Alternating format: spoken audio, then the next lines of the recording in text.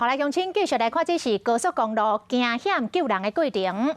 这个中山高就北彰化系统的出口，伫透早6点外，一台载着饲料的大货车，先来弄着路径，煞落来弄破护栏。这个车头连同司机都停伫半空中，摇咧害咧。这个车头都敢若靠一寡钢线连着车斗，就要滴落去咯。这个车头若真正叫滴落去，恐惊司机就无命咯。彰化县消防局甲民间的吊车业者联手来抢救，舞1点半钟，总算顺利甲人救落来。啊，这个路南就北嘛拢大塞车。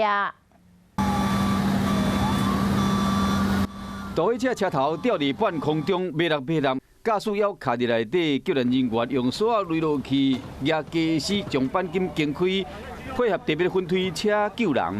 好，现在来了，来绳子松，松绳。一个驾驶正脚骨头断去，赶紧爬出来，伊的身躯拢是乌油，互这个分推车送到地面上，赶紧送去病院。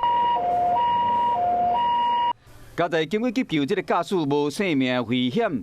伫车祸现场，这台载饲料货车弄破路径护栏，车斗卡伫路径，车头驶出到桥外口，车顶的物件落来到下凯中山高速公路。